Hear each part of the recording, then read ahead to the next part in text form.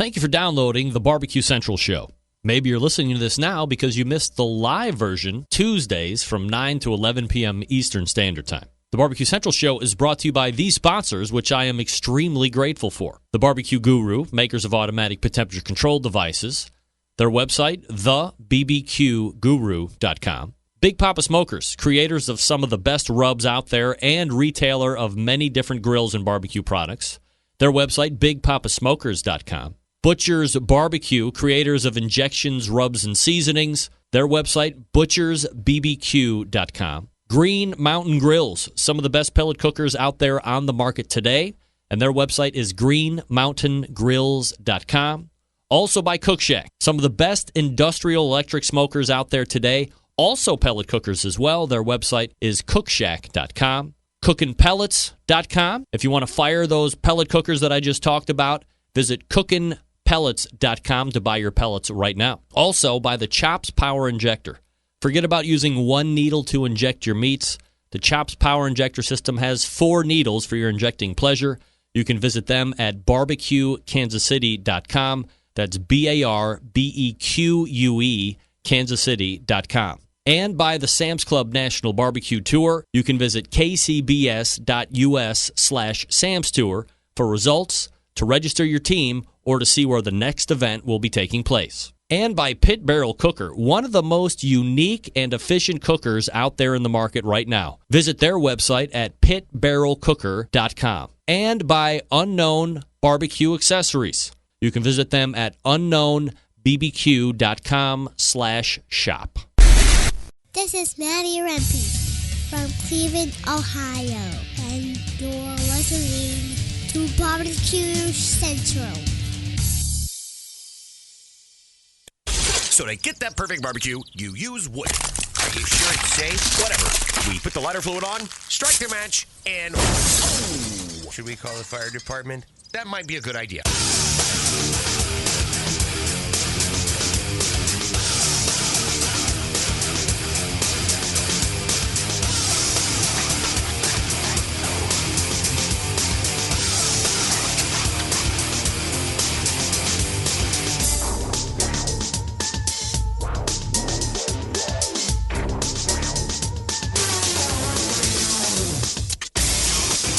All right, good evening, and welcome to the really big Barbecue Central Show. This is the show that talks about all things important in the world of barbecue and grilling, broadcasting live and direct from the Rock and Roll Hall of Fame city of Cleveland, Ohio. It is the barbecue capital of the North Coast. I'm your program host, Greg Rempe. Happy to have you aboard here on your Tuesday. If you want to jump in on the show tonight, more than happy to have you. It's a phone call, 216-220-0966. You can also email the show if you would like to. Greg at thebbqcentralshow.com. Anything else you want to find out about the show can be found at the main website, thebbqcentralshow.com. And here's what's happening in case you didn't get the newsletter. Coming up in about 12 minutes from now, a guy who makes grandiose appearances here on this show, attracts a wide-sweeping audience, seen as a beacon of what to do, what not to do when it comes to competition barbecue, a former KCBS Team of the Year in 2009, runner-up in 2010, and a friend of this show. The pitmaster of Pellet Envy, Rod Gray, will be making a return to the show. And tonight, we are going to get hot and heavy with all things sponsorship related. I get a small, let's say, smattering of emails during the course of a week saying, hey, how do I go getting sponsors? What's the secret about getting sponsors? I want to get sponsors for my team. Can you put me in contact with such and such a company? Rod fields way more of the same emails that I get. And I'm not a competition team, so he'd be able to talk way more expertly on that particular subject. We've dedicated a next segment and the segment after that to really delve into that because people want to know all about it. I think we can all agree on one thing. Barbecue is not getting less expensive to do. And if you want to be really good at it, and certainly keeping up with the Joneses is a portion of that, but there are some really good products out there that cost, some change. And if you feel like you need that to be most competitive, and you want to try and offset those costs, sponsorship is an avenue you want to take a look at. Or rob a bank. Have all the money you want. Rod Gray will talk about sponsorship. It's going to be great. You're going to want to tune in and tell everybody about it. Then in the second hour, we are going to be joined by fourth Tuesday of the month regular guest. He is the official grill and smoker reviewer for AmazingRibs.com. He has a catchy little nickname called the Keeper of the Flame.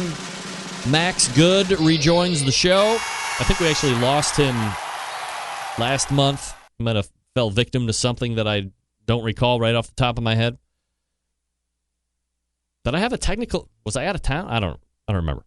I don't think we got him last month, but he's back in at 10:14. And then helping me close out the show, a normal monthly contributor to the show, the Barbecue Central Show's official sauce and rub reviewer, Scott Roberts from ScottRobertsWeb.com, will be joining us. And I think as we lead in to his segment, we're going to be watching a video. I posted it on my Facebook page maybe a month and a half ago. I, from time to time, will ask Scott, because he is a fiery foods expert. Well-known, well-respected expert in that industry, in that segment. And I'm always like, hey, if you eat X pepper, what can one expect to happen to them, in those first handful of seconds, minutes, and so forth? Then he goes on to explain stomach cramping, explosive diarrhea, flaming of the anus later on, praying for ice cream, if you know what I mean. Physical sweating, mouth hurting, blisters maybe, skin sloughing off, you name it. The list is extensive and far-reaching. But I found a video that really gives you quite a first-hand account of what it's like to eat that, I forget what it's called, the Charlotte red pepper or the Reaper pepper. 2 million Scoville units or 200 million Scoville, whatever. Really hot.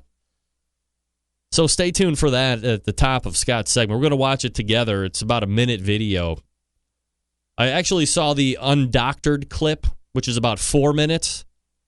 It's even worse than the minute. The minute clip is both scary and hilarious all at the same time.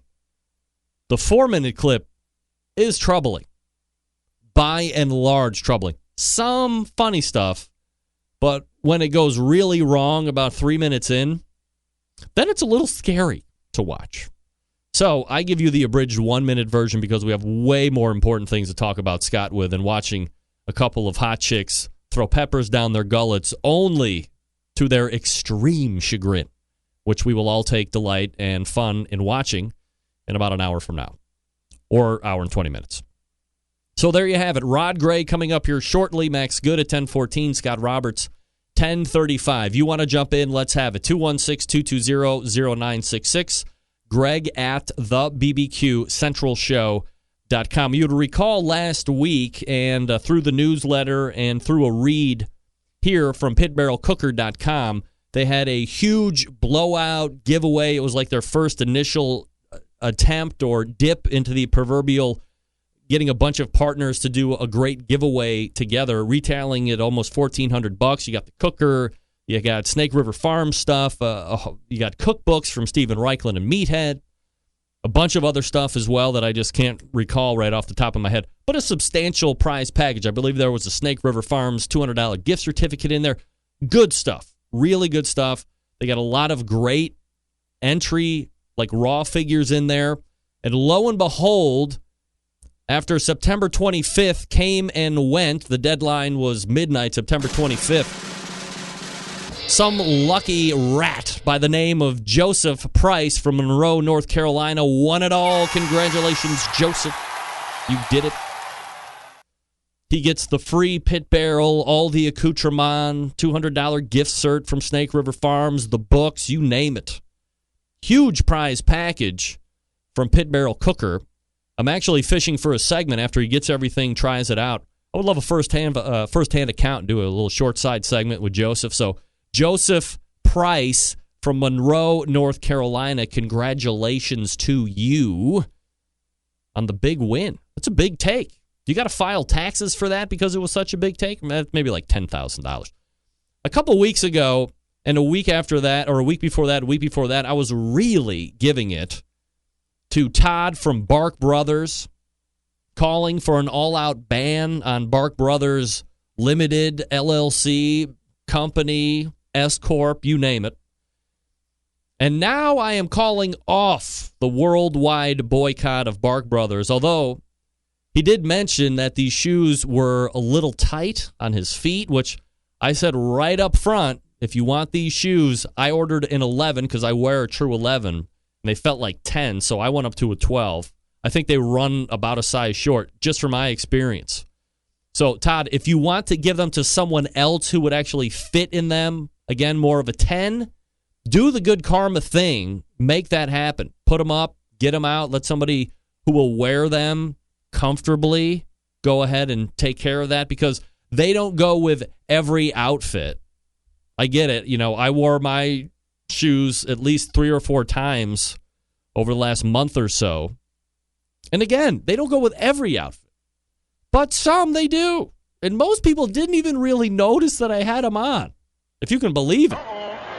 Some people did. I got a few questions and compliments. But in the end, when sized correctly, very comfortable shoes. Good job from Soul Kicks. Appreciate that. Of course, I continue to get quite a bit of email about my ranting and raving and recounting of the rib contest that I took part in Hartville, Ohio, a couple weeks ago, and how just from one category event, I have indefinitely sworn off any potential rise at a real competition. Aside from the fact that there's no way I could handle 3 additional meats, the scoring was really... I have my scorecard. It's right up here. I look at it every day just so I can remain patently insane. Rod Gray coming up out of the break. Let me talk to you quickly about the longest-running sponsor of the show, located in Warminster, Pennsylvania. The Barbecue Guru. Gang, if you've been thinking about automatic pit temperature control devices for your cooker, stop here. This is the company that started it all. They are the creators of this technology. Why are you going to buy from anybody else if you're not familiar with how they work? Imagine a product that allows you to set a pit temperature, and one set keeps it at that temperature all the way through the cook. Sound too good to be true? It's not. It's real life. You can take advantage of this technology today because maybe, like me, you're a busy working professional. Or perhaps you're constantly on the run with kids, you're doing errands.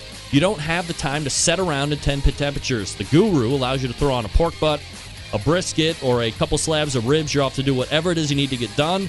And the Barbecue Guru maintains that pit temperature you set it at. There are currently 4 different models to choose from, 4 or so.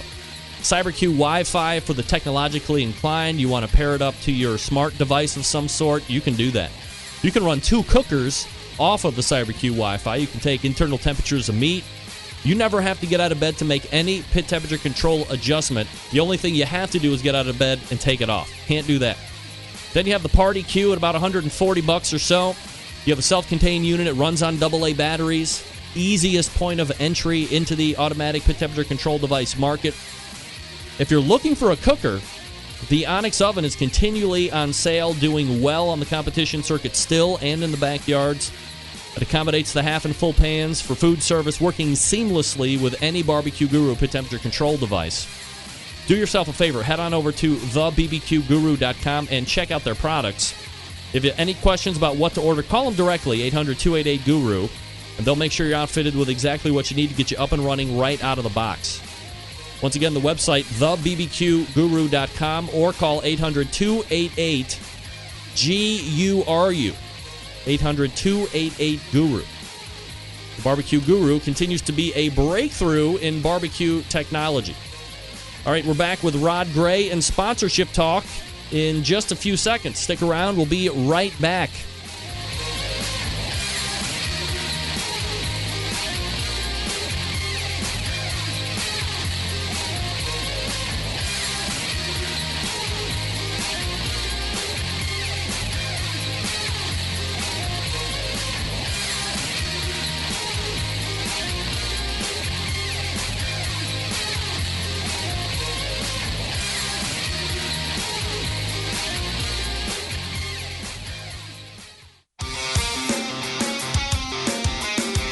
Broadcasting live from the Barbecue Central Radio Network studios in Cleveland, Ohio. You're listening to the Barbecue Central Radio Show. Once again, here's your host, Greg Rempe. Welcome back. This segment being brought to you by the Sam's Club National Barbecue Tour. 31 cities, $500,000 in cash, eternal bragging rights. If you win the whole damn thing, this weekend is the coup de grace. The 2016 Sam's Club Barbecue Tour wraps up at the National Finals in Bentonville, Arkansas this coming weekend. 50 teams are locked and loaded. Who wins the money? Who wins the bragging rights? Who knows? I can tell you what. We've been talking about it for like the last 6 months or so. You can find out the results at kcbs.us/Sam's Tour. If you're not going to see it anywhere else on social, you know it's going to be everywhere. Another partnership with Sam's Club ends, and another great one. All right. In 2009, my first guest won the KCBS Team of the Year, capping off an incredible run that saw the title come down to the final contest in Arizona that season, pitting him against the likes of Darren Worth from Iowa Smoky D, Steve Farron of I Smell Smoke to crown the winner. He's also been on and won Barbecue Pitmasters, continues to compete on the barbecue circuit today. Tonight, as promised, we go in depth on sponsorship. How does a team go about gaining some? How do you sell yourself? Where do you start? Who knows? Let's go ahead and head over to the hotline and welcome back friend of the show and the pitmaster of the Pellet Envy competition cooking team, Rod Gray, joining me here on the show. Rod, how are you, buddy? Living the dream, Greg. I'm living the dream. All right, perfect. All right, so I, right off the bat, don't have you on my screen here, but that'll only take 1 second. There we go. But you hear me, right? Oh, yeah, I can hear you. No problem there. So we're all set to go. So let's run, if we could, I mentioned it right in the top there, Rod, if we could run back quickly to that 2009 year.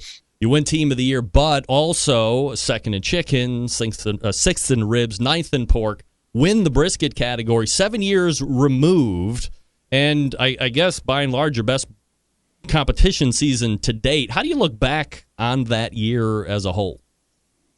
Well, obviously I look back on that fondly. I mean, it was a dream year for us. I thought we had a great run. We honestly thought we had it tied up by the end of September, and we go to this contest after the Jack in Talladega, and one of my good friends, Steve Farron, up and wins it, and all of a sudden I realized he's within striking distance. So I asked him if he's going to go for it, and he says yes, not to mention Darren Worth, who just today said that he didn't give a crap about Team of the Year, but that's an interesting thing to say considering how hard he runs for it. So Darren and I will discuss that amongst ourselves later, but no, 2009 was a magical year for us, and it's something I'll never forget. And I think the best part of it was that we were three people who were all friends, chasing that, and I'm glad nobody ran away with it. I mean, it came down to the very last contest. I didn't have to win it, but if one of those guys won it, then they were Team of the Year. They passed me, so we were lucky and won that last contest to kind of seal the deal. Rod Gray joining me here on the show. Rod, you aren't a team that, right out of the gate was looking to be sponsored. You didn't start out sponsored, right? You just got into it because it looked fun, or you had attended some barbecue competition in the hellish heat, and you were like, hey, aside from the heat, this is pretty cool. Let's get into it. Well, so we started out in 2001, and when we cooked with other people, and we did some judging. Sherry and I did some judging, and then in 2002, it was actually 3 guys on a team, and our team name was Extreme Pork, actually, and went that whole year. But we all had real jobs, and so it was our hobby. And no, we were looking to have fun. We weren't looking to be serious about it. It wasn't until 2007 when I decided I would do this full time that I thought, wow, I'm going to do this full time. I'm going to have to make some money at it, and you can never count on the money from your winnings. So you've got to find a way to generate some income. So we'd had quite a bit of success. So we offered up some classes, and we went looking for some sponsorship. And we've learned a lot about it along the way. A lot about it. And it's a subject many want to talk about to some degree. Obviously, some folks maybe that are in it a little bit more than others really want to pursue it to a high-level degree. But I don't know how much information, aside from maybe getting a crude message board post or thread started. And that's why we're kind of talking about, you actually pitched it to me, and I was like, you know what? I mean, for as much as we probably discuss it on a cursory sense, let's go ahead and really dig into it. So you have the years that you have in the beginning. You decide you're really going to put forth the effort and go at it full time. How or what plan do you put in place to start this ball rolling? Was it small scale at first, or were you looking to go big right out of the gate with some kind of like an all-inclusive number that had you expense-free from Jump Street and then the opportunity to make money on top of that during the season? Actually, I had no idea. I was much like every team. And I want to back up one quick step and then I'll answer that question. Yep. The reason I pitched this to you is this is the second most asked question that I get. Obviously, number one is which pellet cooker should I buy? And they don't know I haven't cooked on pellets since 2007, but that's okay. So the second most asked question I get is, hey, how do I either how do I find a sponsor, or how do I make the ask, or how do I ask them for a certain thing? I get a lot of sponsorship questions, probably because Pellet Envy is arguably one of the most successful teams at finding and attracting and retaining sponsors.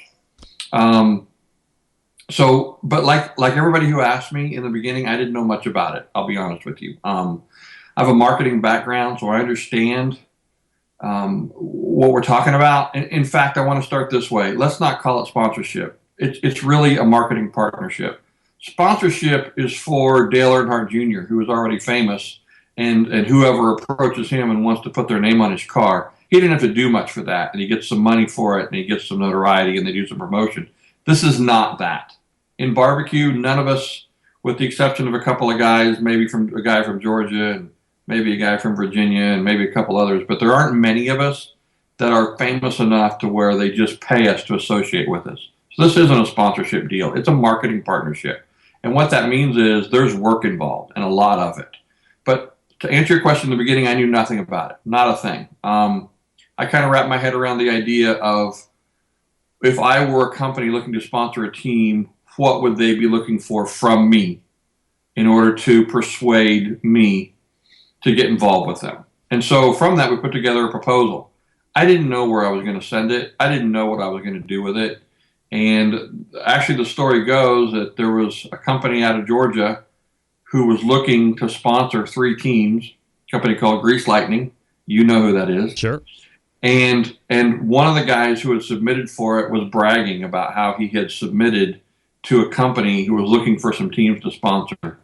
And that ripple got all the way to me, and I thought, well, then I'll do it. So we submitted, and they took us. In fact, of the 3 teams, we got the largest portion of the sponsorship. And because of the way we handled ourselves throughout that year, by year 2, they canceled the other 2 sponsorships and gave it all to us. And that's kind of what I want to talk about. I want to talk about how hard work it is to get this done. I want to talk about what you approach a company with, and how you negotiate the whole thing. When you went or when you wrote your proposal to Grease Lightning, in a business sense, I guess I'm surprised how unsavvy people are about putting together proposals or having a 30, 60, 90 plan, even for like job interviews, and like that's stuff that would set you apart from 99% of other people. Did you hear back from Grease Lightning on the other people? Was it just like they sent in an application and you were able to differentiate yourself because not only did you apply, but you had all of these other potential plans or action items that you wanted to set in place in order to help further both agendas during the season? Well, the first year with Grease Lightning was handled through a third party, which a lot of major companies do. They hire a third party to administrate something like this. So the first year was just hey, we're interested in you. Let's get to the nuts and bolts of what it's going to take for us to get together. And we worked through, the list of things that was expected of me. And and then we worked through what they were going to pay me because it was a cash deal. It wasn't a product deal. I love Grease Lightning to death, but you can only use so much of it. So I don't recall, but the second year when we actually they eliminated the third party, and I worked directly with a couple people at Grease Lightning. That was the year they came to us and said, "Listen, here's the deal. We'll be honest with you. You were the only team that did all the right things and provided us with the feedback and kept in communication with us. So we're gonna change our approach. We're gonna throw all our money to you." And so I got not only our portion of the money, but the other two people as well. And then we built on that for 7 years. Grease Lightning sponsored us, and we did a lot with them. So, so let's talk about what I did. Can we do that, Greg? Yeah, let's go ahead. Okay, so I created a proposal, and somebody says, "Well, that's great. What's a proposal?"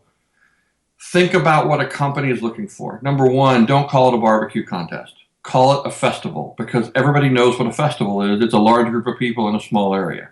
That's what companies are looking for. Because ultimately, and I know this is an old school marketing term, but they're looking for impressions, meaning how many times their logo can be seen. And what's favorable about barbecue over some of the other things is the barbecue pitmaster, whoever that guy is, sponsored by the team, he's accessible to everybody walking by. So you can talk to someone one-on-one about the product. Companies love that. All right. So you're looking at calling it a festival. That's number one. Don't call it a barbecue contest. You know, the old school, there's a lot of old videos, old TV shows of barbecue contests where guys are drinking and partying, and let's call it a festival because that means people. All right. So we'll start there. Beyond that, you need to start to take into account some of the things that you already do. You just need to put it all together. For one, create a contest schedule so you can show a company where you're going that year. Another thing would be to calculate the miles that you drive to and from a contest. That can be a pretty impressive number. And quite honestly, if you're pulling a trailer that has their logo on the side of it, there's actually an online impressions generator calculator that will give you the number of impressions while you're on the highway. At all the events you attend, ask them what their attendance was, whether it's projected attendance, which is always too high, or their actual attendance from the previous year, which is really a better number. Although that projected attendance is always a nice number to give to the company, because that's always a better number. When you're at the event, take pictures of your site, take pictures of the contest, and especially take pictures of the crowd. Get lots of great crowd shots, especially if they're in front of your spot. Take pictures of your setup along with any branding. Be able to speak in terms of some marketing terms like the word impressions, and be knowledgeable about the company you're talking to. If you can do all those things and roll it into a proposal for them, you've already got their attention, because you sound like you're there to help them and not there just to take their money. And I think that's an important thing. Rod, do you have any idea how many teams, or if there are any teams that are fully sponsored by some kind of third party or business, not a team that is self-funding through some kind of in-industry business like catering, or they have sauce and rub or whatever, but just a company or two that are fully footing the bill for a team? I think I hear rumors about one or two people, but they have relationships with the company. For example, I think there's one guy whose brother basically sponsors him. I'm not sure it's a full ride. I don't know if I know anyone who gets a full ride in barbecue from one company or two companies. I know we don't. We get the lion's share of our funding from 3 sponsors: Yeti Coolers and Victorinox Knives and the Kansas City Barbecue Store. But still, on its own, it's not enough to be a full-time competition barbecue cook. There has to be other funds. So I'm not sure. I can come up with a name here or there, but I'm not sure I know anyone who's fully funded. All right, so after you get the proposal ready, you are, taking the shots, you get your schedule down, you're tracking the mileage, all that good stuff. What are the next steps to take? Okay, so now you have their attention. Maybe you bring them to the table. So now it's the part of the negotiation where you need to find out what they want from you. And I will tell you that I've done this many times, and a lot of times they don't know what they want from you. They want to associate with you, but we need to lay out a list of specific things.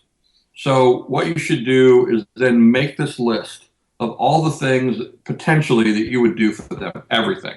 So whether it's wear branded clothing the entire time you're at an event, to mention them in any media opportunities, to have their logo on the side of your trailer, a specific size, whether it be 15 square feet or whatever it is. But you create this list. If it's make available for special events, if it's provide a function in your site at a mutually agreed upon contest, but create this list of however many you want to create, 15 or 20 events. And that would be your ultimate package. And then look through that list and take away one or two things, maybe three things, and create a list, create a lesser level, and then step down again, and then maybe step down one more time. So you have, say, 4 options, anything from the full package on down. And then you need to find a way to value that, put a price to it, because they're going to look at this biggest package and they're going to want all those things, and maybe they're going to look at the price and they're going to say, we can't do that. Let's look at the next one down. In the end, no matter how structured and rigid you make this thing with these different levels of sponsorship or marketing partnership, there's going to come down to a negotiation where they want to pick and choose some things from different ones and come up with a certain amount. And I will tell you this, don't be discouraged by this, but most sponsorships start with a company offering to provide you product and product only. It's an inexpensive way for them to get involved. And it doesn't, even though the retail value could be, let's say, $5,000, it may cost them $1,500 or $2,000 to create whatever that retail of $5,000 is. That's a cheap way for a company to get involved, an inexpensive way. And sometimes you have to start that way. You just do, and then you build on that. But what's important to convey to a company that you want to get involved with is, you can't put product in your gas tank. It doesn't buy meat, and it doesn't pay entry fees. So somewhere along the line, there's going to have to be some cash. And I think they understand that. There's expenses involved. Barbecue's expensive. And if we want to do this a bunch, there's going to have to be some money. When the that's how you create the ask part of the proposal. When the team is putting together those tiers of sponsorship, let's call it, how does the team make sure that they are properly valuing or determining what their expenses are going to be in order to place those in the particular hierarchical asks? There is no way to do that. There's no specific way to come to those terms. You could put numbers to the side of them, and they could look cheap, but to the company they might look expensive. There may become some negotiating saying, we want all these things, but we can't pay X number of dollars. Would you do it for this amount? And then it's up to you to make that decision. Either counter offer it, tell them no, or accept it. There's a lot of that goes on. I mean, and that same package, let's say they're looking at the top tier, to one company that might look inexpensive, to the next company it might look pretty expensive. There's just no way to know. Every situation is handled on an individual basis. A team is going to have a lot clearer vision for what their goals are as they're pitching to companies, because some teams might want, let's say, $50,000 in cash, and another team might want rub. Right. That's exactly right. And that's something that I battle, actually. Everybody wants to be sponsored because they think associating with a company makes them look successful. So there are a lot of guys who will do this just for rub or just do this just for product. But again, product doesn't put gas in the tank. Product doesn't pay entry fees. Product doesn't buy the meat. So don't sell yourself too cheaply. You have to get started. And even with Grease Lightning, we got started. We got started with a pretty low amount. I think it took us 4 years before we finally got to where it was a pretty significant dollar amount. But we had to earn their trust. We had to show them how valuable we were to them. By the way, that's another point. When we get there, we're going to talk about what happens after you get the sponsorship deal done. Rod, how does a team go about, does a team need to have reached a certain level of success in order to be considered a prospect in a business's eyes to become a marketing partner? No, I don't think so. I think that being successful on the circuit opens a few doors, but I think you can be a hardworking, organized team that promotes a company well and have the same opportunity. I'll give you a great example. I've never heard of Historic Barbecue, or I'm sorry if I've just butchered their names, but They won a sponsorship with Smithfield at the KCBS banquet last year. I met those guys in Nashville, Tennessee in May, and those guys are hitting it out of the park for them. They do all the right things. Their site is perfect. It's inviting. It's branded up well. They go in their trailer and they shoot videos with Smithfield's logo on the inside of the trailer, so that when they're shooting a video of each other, the logo's in the background on the inside of the trailer too. They do all the right things. And I'd never heard of them before I met them in Nashville in May. So I don't think so. I think if you can do all the right things, you don't have to be one of the heavy hitters in barbecue. You just have to present yourself well and handle yourself well. Rod Gray joining me from Pellet Envy. Rod, we're at the first break right now, so when we come back, we'll talk a little bit about maybe some dilemmas teams might face because they really want the partnership, but they don't understand what is involved, which I think kind of dovetails into the next part that you wanted to talk about as well. So stand by. We'll have more with Rod Gray here in just a second. But first, let me talk to you quickly about Cook Shack. That's right, Cook Shack manufactures smoker ovens for barbecue lovers with any amount of experience, whether you're a barbecue cook in the backyard or on the competition circuit, or in a 5-star dining facility. Cook Shack has the unit that will do the job. And with a full line of barbecue sauces, spices, pellets, and wood chunks, it is the perfect one-stop shop. Cook Shack strives to be your barbecue resource center by offering cooking classes, online recipes, how-to videos, 2 blogs, a smoking and cooking 101 class, and a video cooking classroom.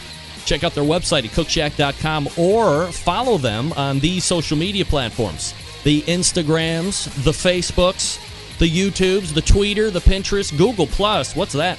Get advice or share your passion for barbecue on their world-class barbecue forum. Cook Shack pellet-fired smokers are the choice of champs because they were designed by a champion. Ed Fast Eddie Morin, the FEC 100, and PG 1000 are always customer favorites. The PG 1000 can double as a smoker and grill, low and slow, or hot and fast. The pellet grill line gives you the most for your money. Cook Shack residential electric smokers are the #1 smoker in the industry. High quality means high durability and versatility. Anything you can cook in your oven, you can make in a Cook Shack. Passion and dedication drives Cook Shack's manufacturing, with quality always being at the top priority. Get the best in barbecue since 1962. Call 800-423-0698. That's 800-423-0698. Or visit the website cookshack.com. That's cookshack.com. All right, we will continue with Rod Gray coming up out of the break, talking sponsorship. You're listening and watching the Barbecue Central Show right here on the Barbecue Central Network. Stick around, we'll be right back.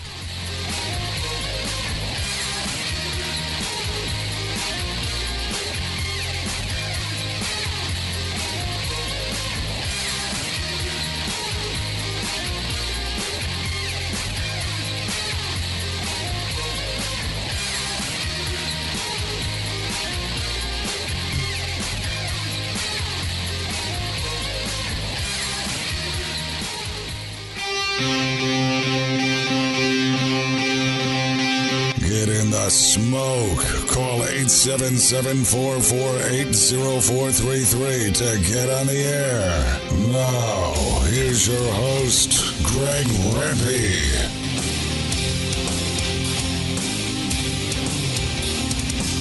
All right, welcome back. 216-220-0966. Greg at thebbqcentralshow.com. That's the way to get in touch with me. This portion of the show being brought to you by Green Mountain Grills. Manufacturers some of the best pellet cookers out there on the market today. If you're looking for a big cooker to house a lot of food, they got one for you. Something medium size, they can cover you there too. How about something to take on the tailgates? Football season in full swing, they got you covered there. GreenMountainGrills.com, the website. They can also supply you with pellets to fire those cookers. I love my Green Mountain Grill. You could love yours too. GreenMountainGrills.com. All right, we're talking with Rod Gray about sponsorship, or how to get sponsorship if you're a barbecue competition team. Look, we all know it's expensive, but how do you go about getting sponsorships and then keeping it? Probably more key than getting it originally, keeping it, of course. So, Rod, let's go ahead and continue. And here's the question, right? Is there a potential moral struggle a team might need to face. For instance, let's say XYZ meat purveyor likes your potential or sees that you get out in front of a lot of different places across the country and wants to supply you with their meat. The problem is it's nothing you have ever thought about using. On top of that, the meat doesn't seem to score well at all for the folks that might have used it in the past. And now you're in this like unique vacillating position. Do you take the meat because it's free and now you have other money to allot around the area when you wouldn't do that if the offer wasn't there? Or because that's what you were hoping for, you take the sponsorship of the meat and hope you can fashion some kind of award-winning barbecue out of it, but you kind of don't believe in it either. So how do you go about that? I mean, it's got to be a struggle, right? Well, it is. Again, everybody wants to be sponsored, so you see a deal like that and you feel compelled to take it. But I can only answer for me, and my answer is no. I'm not doing that deal, and the reason I'm not doing it is if I can't look you in the eye and tell you that I use it and I love it, then I don't really stand behind it, and I shouldn't be promoting it. And I'm sorry, folks, if you think you can pull that off, you might be able to fool some of the people, but people will see right through that. I mean, I've heard stories about guys getting meat deals and not using that brand of product. So if I've heard it, other people have heard it. And in the end, it doesn't do you any good, and it doesn't do that marketing partner any good. So my advice is as badly as you want to associate with somebody, it's not the deal for you. All sponsorships, not good sponsorships. Okay, so you land a sponsor or two or whatever you're hoping for, and now you're in the midst of a partnership relationship. So what do you do to kind of keep that relationship going, cultivate it so you can grow from one year to the next? Well, the answers are really basic and simple, and they're going to sound very simple, but they're so important. The number one is you communicate. You communicate with your marketing partnership. Tell them where you're going. Tell them what you're doing. Tell them why you laid out a weekend if they were expecting you to be somewhere. Tell them how you're providing services to them. Provide feedback. When I got started with Grease Lightning, for example, every time I finished an event, I sat down at the computer and I wrote out a little one page. Really, it wasn't even a page, but I wrote out a little short summary of where I was, how I finished, which they didn't care how I finished, what the estimated attendance was, how many miles I drove there, the positives, the negatives, and what I would do if I went back. So it'd be things like I asked for a high-profile spot when I arrived. They didn't give me a high-profile spot. Next year, I'll be more. If I go back, I'll be more thorough in asking to be somewhere where the crowds can see my trailer easily, for example. It really is as simple as that, but you have to put that time in. It may take you 10 minutes a week to do that, but that's the kind of stuff that'll get you renewed and get you more money. So providing feedback to them is super important.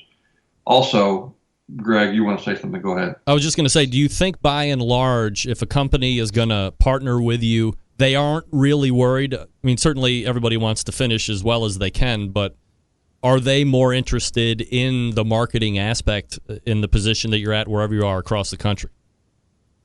They're more interested in what you can do for their product than they are in how you finish. Now, granted, finishing well means the opportunity to speak to the media when the event's over, right, or get pictures with their logo in the picture that might make the newspaper or make social media or whatever. But ultimately, it's about promoting their brand more than it is about winning the barbecue contest. Okay. So provide that feedback, open line of communications. Here's something that sounds so simple, but it's so important. Give more than you promised.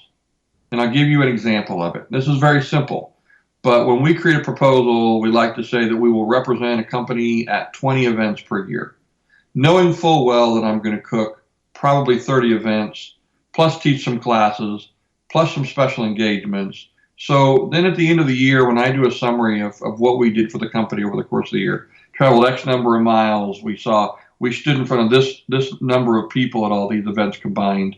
We generated this number of estimated impressions, and we represented them at, I'm going to say 32 events. They were expecting 20, we gave them 32. they feel good about that. They feel like they got not only their money's worth, but maybe they got a great deal, and maybe they could pry loose a few more dollars for next year. Those are the kind of small things that make such a big difference. Big difference.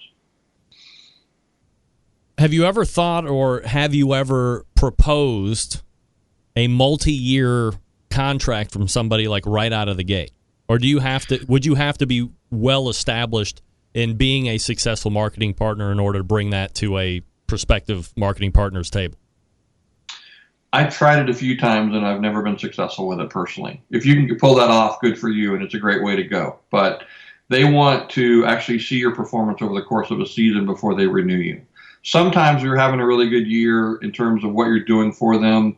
Sometimes you'll get an early nod, say, August or September, they'll say, you know what, I know we're going to renew you for next year. So you can relax a little bit in terms of worrying about whether or not you're going to renew. But for the most part, it starts about October, and they start working on their budgets and trying to figure out if they can afford you for next year and if they want to do something with you or not, which by the way, that's the golden rule.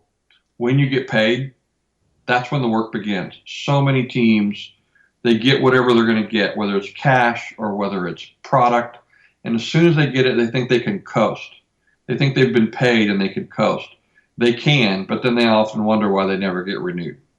Not only are we successful at garnering the marketing partnerships, but we're very successful at getting renewed at it.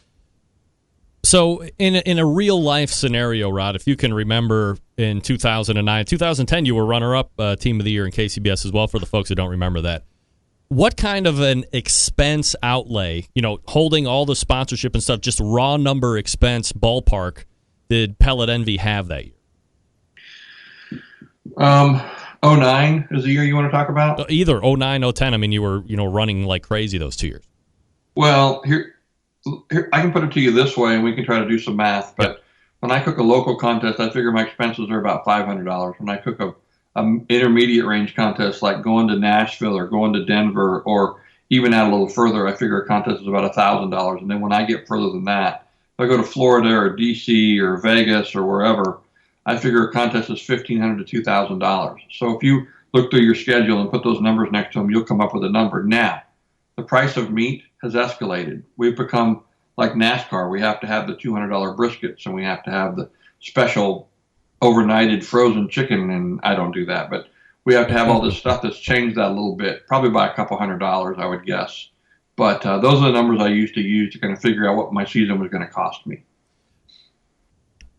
Has the specialty stuff become so, I don't want to say commonplace now, but, where you didn't have it back then in 09, 010, by and large, it was easier to just get cash, where now, because there's a lot of specialty stuff, you'll take the product in lieu of cash to offset the cash you'd be laying out, not to be too redundant. It's not a bad way to go. It could save you several $1,000s, but not cost that company so much money.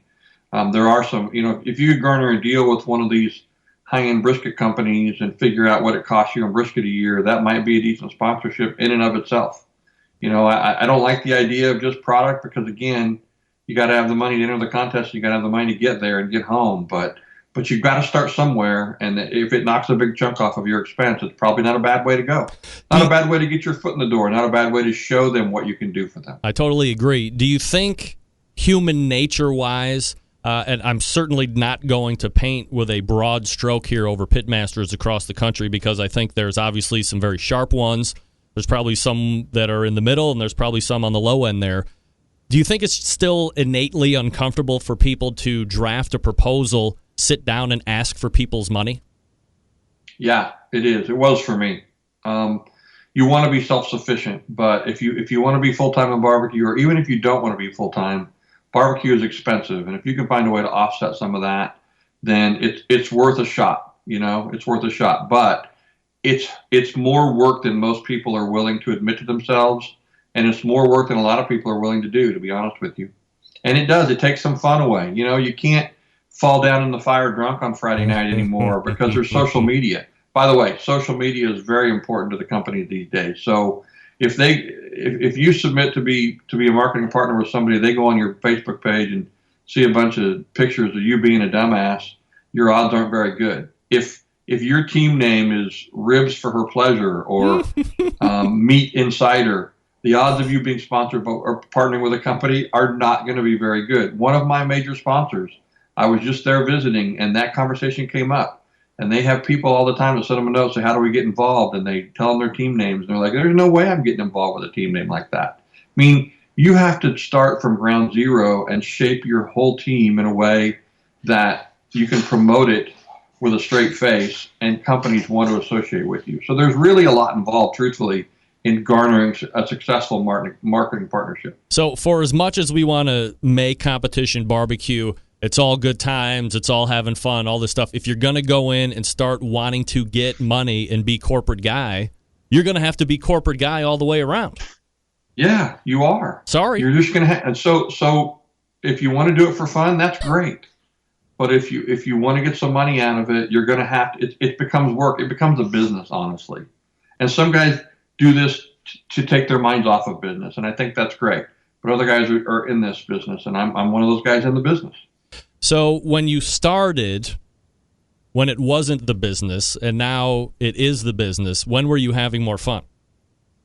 It was more fun when it wasn't the business. I won't lie to you. You know, now we have to dot our I's and cross our T's. We have to do the right things. We have to think about someone could drop by at any time. We have to every time I make a Facebook post, Greg, before I hit the send button, I have to decide if one of my sponsors found this, even on my personal page, how would it look to them?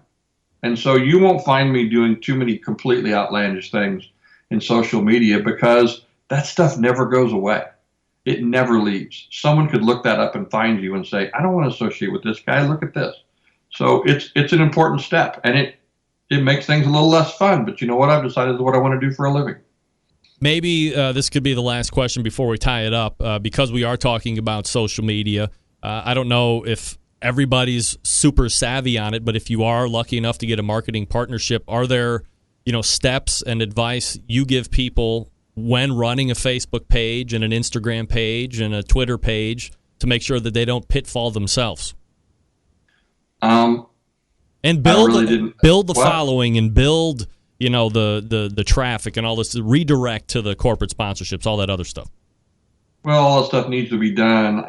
Most of the time I get a pretty specific question from folks, and if I get too generic question, I could type my fingers off trying to answer it. So the questions I get, I try to narrow them down to being something more specific about if they're saying, hey, did I leave money on the table? Here's what I want to do.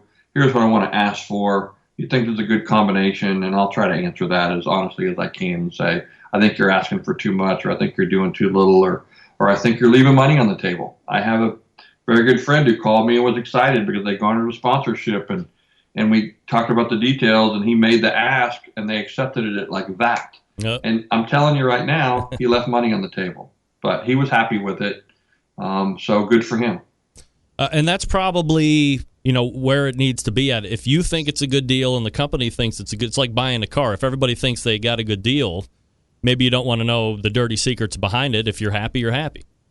And sometimes you just have to feel that way, honestly. You've got to let go of the fact that maybe I left money on the table, maybe I didn't, but it's what I asked for, it's what I got, and we're going to do this thing, and if it turns out to be more effort than value, then we'll go back to the table next year. But we've got to make the best of it now, because if we don't do it well, we won't get back to the table next year.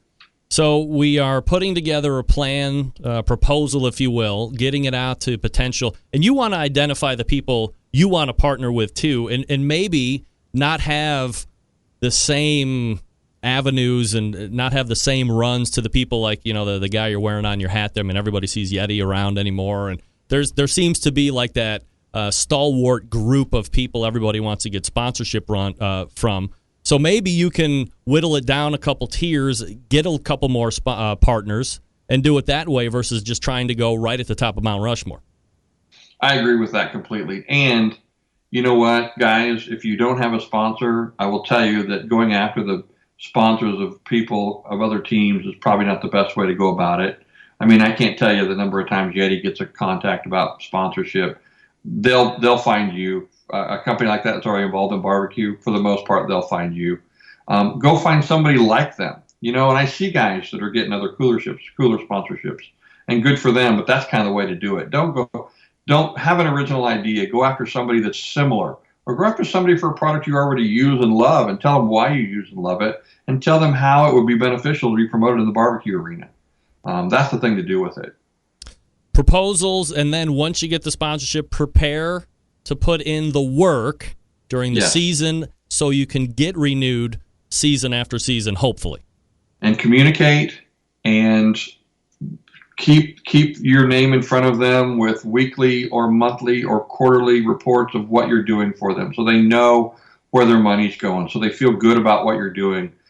Pitch them ideas. You know, Sherry and I pitched that idea where we were trading bottles of Grease Lightning, and we didn't know if they'd take it, and they loved it in the end.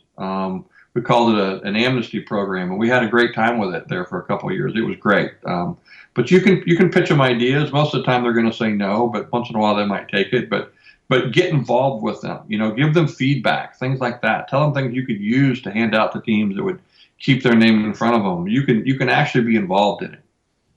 Do what you say you're going to do, but perhaps go above and beyond, right?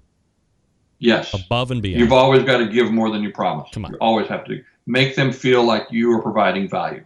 All right. So it does seem like, you know, we're like business 101 here, but if you keep getting the same questions, we got to have a place where people can go listen to the great knowledge that is disseminated across the barbecue universe.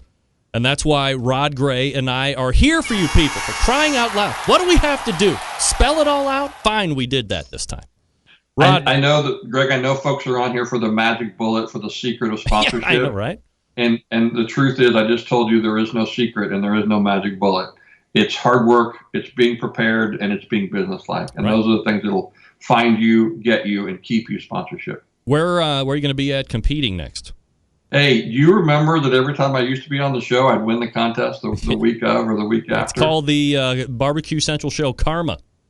I'll be in Bentonville, Arkansas at the Sam's Club Finals this week. Ladies and gentlemen, we got breaking news. Breaking news right here. A Barbecue Central Show exclusive news update. Reporting live from the breaking news desk, the newest grand champion of the Sam's Club National Barbecue Tour. Now, that might be a jinx. We never talked about it beforehand. Never. It has always happened it just organically happens. before. Yeah, of course. It's always organic no matter what. Rod Gray, so we wish you nothing but great success in Bentonville. But more importantly, really appreciate you coming on tonight and kind of laying the framework for the sponsorship stuff. Again, pelletenvy.com is Rod's website. Always appreciate it. Let's do it again sooner than later this time. Yeah, a couple of things. Yeah, I want to mention Yeti Coolers and Victorinox and the Kansas City Barbecue Store as my sponsors. And by the way, I'm maxed out. I wouldn't take a fourth sponsor. You just don't spread yourself too thin. Finally, two things. Yep. Got a class in November, 11th and 12th here in Kansas City. There's only 4 seats left in it. So if you're thinking about it, jump on here. And here's some news just for Barbecue Central. All right. I'm going to announce a class tonight in Kalamazoo, Michigan. The Great Lakes Barbecue Association is going to bring me up there the 27th and 28th of January. So we're actually going to go on the road one time in 2017. And we might be giving away free snowshoes with every entry to get you to Kalamazoo, Michigan at the end of January. But we're going to give that a shot. Great venue, and we're looking forward to it. Cool. All right, Rod. Really appreciate it. Thanks, Greg. Thanks for having me. Let's do it again soon. All right, there he is. Rod Gray, Pellet Envy, laying it all down when it comes to sponsorship. And again, look, I mean, it sounds like it might be rudimentary or, business 101. But sometimes knowing and hearing are two different things, right? Sure, everybody knows it, but can you put it into effect? Do you really want sponsor? Maybe you think you really want it until you just heard the interview and you're like, that's a lot of work. I get it. Not for everybody. The Chops Power Injector System is the 2015 and 2016 Barbecue Tool of the Year. They come in 3 different sizes, the half-gallon, the 1-gallon, and then the Chops Full Power Injector System. That one's the electric commercial and competition Big Daddy. It's not a pickup tube, or it is a pickup tube, not a holding tank. All the top pitmasters in the world are using the Chops Power Injector System every day to make their briskets better than the rest.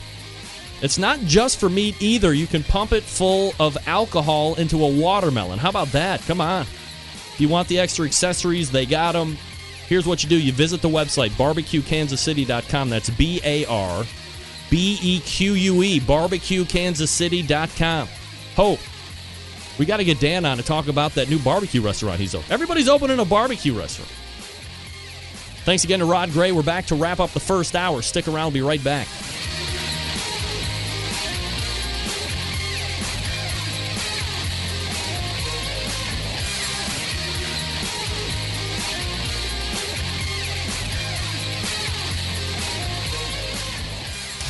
Big name interviews, advice on cooking brisket and ribs, and the only host willing to share his honest opinion on all things important in the world of barbecue. It's the Barbecue Central Show. All right, welcome back. 216-220-0966. Greg at thebbqcentralshow.com. If you missed the last two interview segments, you missed Rod Gray giving an in-depth seminar on how to go ahead and work at getting sponsorship for your competition barbecue team. Is it for everybody? No. Could it be for you? Maybe. If you're willing to switch barbecue for fun over to barbecue for business, something you might want to think about. As I've said, barbecue doesn't seem to be getting any less expensive or more economical. If anything, it's going the other way. It's trending the other way. All right, there we go. Rod Gray. www.pelletenvy.com, his website. All right, we'll step away and come back with the second hour. You're listening and watching the Barbecue Central Show right here on the Barbecue Central Networks. Stick around. We'll be right back.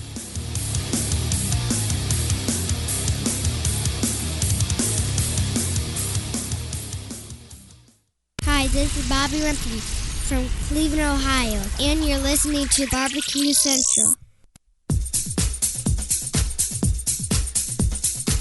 Happy to have you aboard here for the really big barbecue show. Boing. We cook because we have to, and we grill because we want to.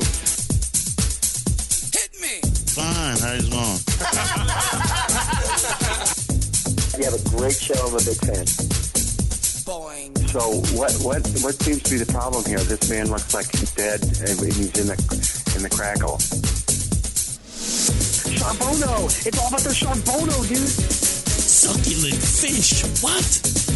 We ate 54 wieners. Oh, listen, Lavernius, shut your face. I'm shaking like a dog shit peach seeds. We have top men working on it right now. Top men.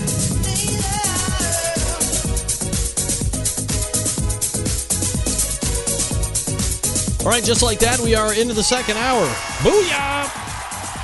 Kiddos, you found the Barbecue Central Show. This is the show that talks about all things important in the world of barbecue and grilling. We do this show live every Tuesday from the Barbecue Central Radio Network studios in Cleveland, Ohio. It is the barbecue capital of the North Coast. If you want to jump in, more than happy to have you. You got a thought on Rod Gray's speak? You got a question to ask me? You got a take on something barbecue and grilling related or whatever? Who knows? 216-220-0966. Email Greg at thebbqcentralshow.com. Lots of great feedback coming in through the emails and in the instant chat room here. As, no boost to my ego, Rod coming on and seeing the highest views online for the video and the audio to date this year. And then when Rod is off, people are like, plane's going down, eject, we're out of here. So bring me up, bring me down. Stick around for the show. You people are like Cleveland fans. Get the hell out of here, right? We're out. I can't talk. I'm out, too, for the Cleveland fan. Give me a break. Joke. Speaking of Facebook pages, Rod and I touched that very briefly as he was going out. Be on the lookout probably on my Facebook show page. I've become very inactive on my personal page. And at some point, there's going to be a culling of seismic and gargantuan proportions. So if you don't know, don't friend me on my personal page. Go over to the show page, which I think is facebook.com/the BBQ Central Radio Show. And like that. And then if you need to message me, both like wall post, or if you want to direct message me or messenger me or whatever the hell they call it, get me there, because I'm not going to accept you as a friend if I don't really know you. You know what I mean? Do it on my Facebook wall for the show. We'll do it that way. We'll keep it impersonal that way. We're not going to keep it intimate the other way. Anyway, if you go to my Facebook page, the show page, you can be on the lookout for an on-site interview I did with Cleveland Scene Restaurant's food writer, Doug Tratner. You will recall he sat in the studio about a month ago. Then he wrote that very succulent piece about me in the Cleveland Scene magazine. Last Wednesday, we went to Woodstock Barbecue on the west side of town. I believe that's still Lakewood. I appreciate that he wanted me to actually tag along with him. More, I think, to give him the real down and dirty on where that barbecue is right now in that restaurant. Not in a snobby way. I don't think that's right. But just kind of an honest review of where the meat is and how all the other dishes stack up, especially compared to the other two stalwarts that have emerged in town, that being Mabel's Barbecue right downtown, and then the Proper Pig Smokehouse on the west side of town, which is also in Lakewood, by the way. No comparison. I'm not going to spoil the entire spot, but overall, for Woodstock Barbecue, probably not a place I'm going to tell you to run to unless you happen to be like on that block, not wanting any other of the 20 restaurants that are right there in Lakewood. I mean, Lakewood is just a bee-bopping spot with all different kinds of fare. American stuff, Asian, Indian, Vietnamese, French, you name it. They got them all times two there. So if all of those won't work and you really have a hankering for some offering of barbecue, then Woodstock might be the place you want to check out. I feel right now the place is just, it's an infant barbecue place. One day it could be pretty good. The next day it could be really bad, man. Really bad. And we experienced some of that during our time. So basically what we did, we sat at the bar, we ordered like almost the whole menu, and we had bites and pieces, and we evaluated.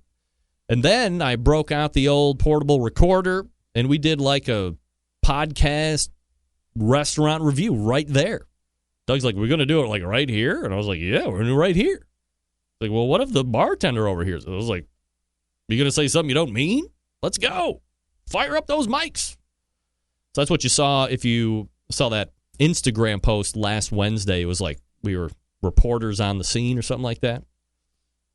And to be fair, you know, Doug is not a critic per se.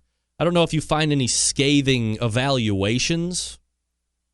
He's more of a story writer of where, you know, why the restaurant is where it is and what it's hoping to do, and talk about their ins and outs and all that good stuff. So prepare probably tomorrow. I'm editing that down still. So maybe tomorrow, maybe Thursday. I got Meathead's podcast to put together tomorrow night as well for a Thursday release. If you have not subscribed to Meathead's Pitcast or Pit Forum, it's $24 for the year to join the Pit Club. Test that out. I do a weekly podcast that nobody ever knows about unless you are a member of that. Plus, you know, I got a neat little forum there. Quick plug for Meathead. All right, so still to come tonight, Max Good from AmazingRibs.com and Scott Roberts from ScottRobertsWeb.com, my official sauce and rub reviewer. The Sam's Club National Barbecue Tour rolled into Madison, Wisconsin this past weekend. This was a last regional final before Bentonville, Arkansas takes place this coming weekend. And the top 10 teams moving on, filling out those last 40 through 50 spots. Grand champ, J-Star Barbecue with a 698.8. Congratulations. Reserve grand champion, Shake and Bake Barbecue. There you go. Look at you, tallest man in barbecue. You do it. Number 3, Twisted Q with a 694.7. Squeal Like a Pig was in 4th. Little Pig Town was 5th place. Habitual Smokers, 6th place.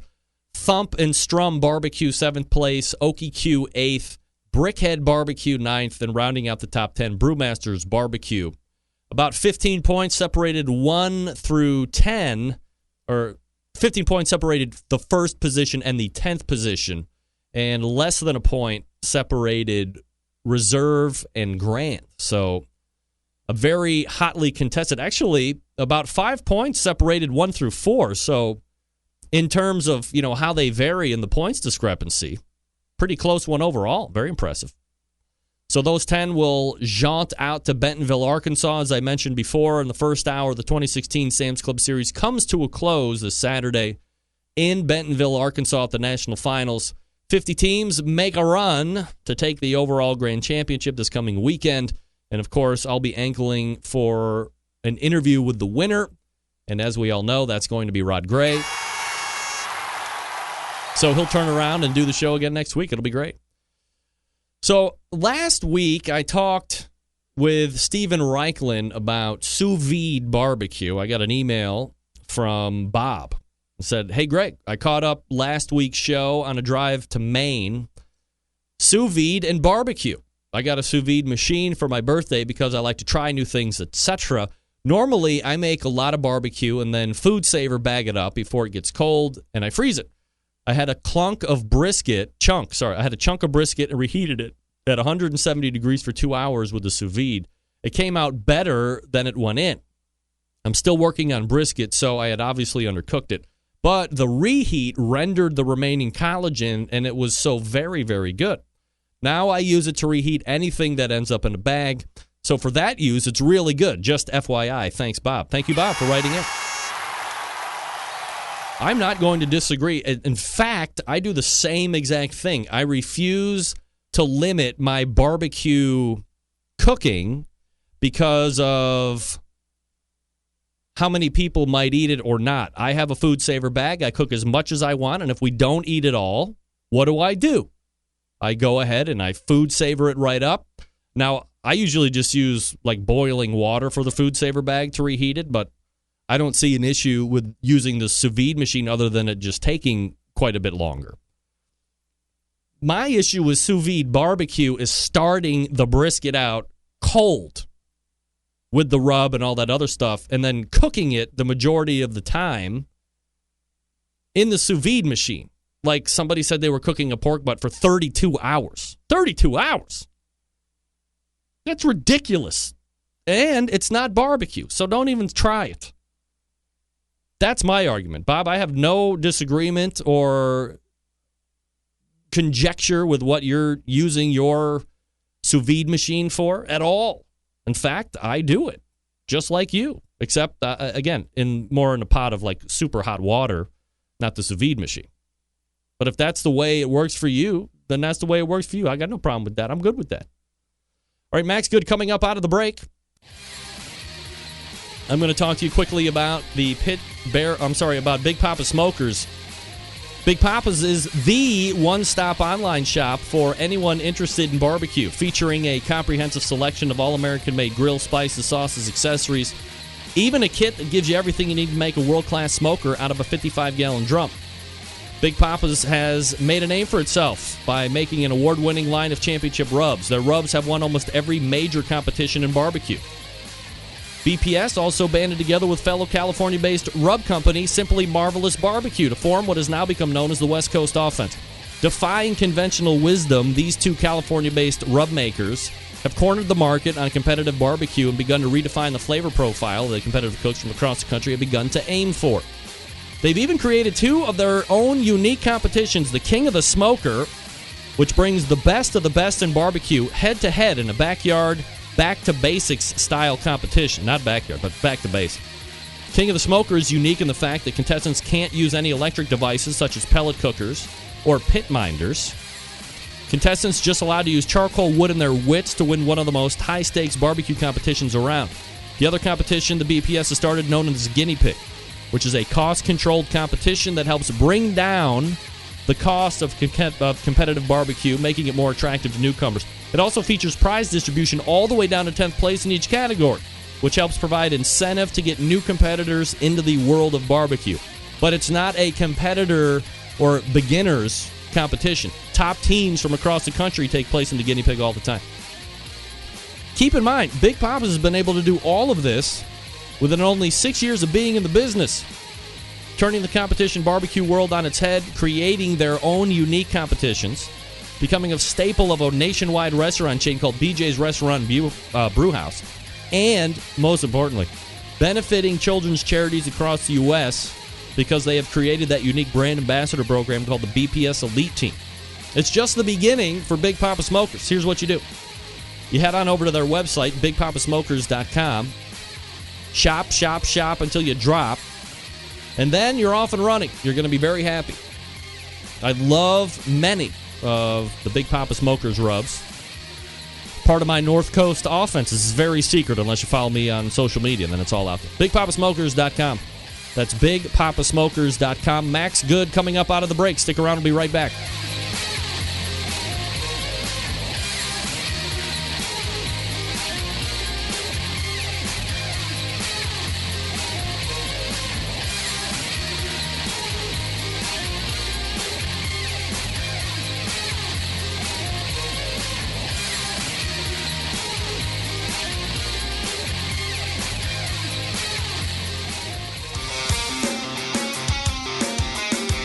Broadcasting live from the Barbecue Central Radio Network studios in Cleveland, Ohio.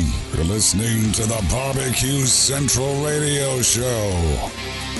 Once again, here's your host, Greg Rempe.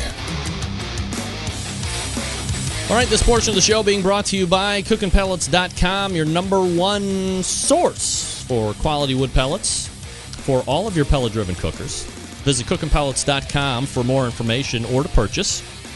You can also visit Amazon.com to purchase as well if you're looking for like a stalwart of pellet selling mania, whatever, I don't know. Again, CookinPellets.com or Amazon.com. They also have a free app you can download that alerts you to great shipping prices. So go to CookinPellets.com and download their free app. How many pellet places have their free app? Hardly any.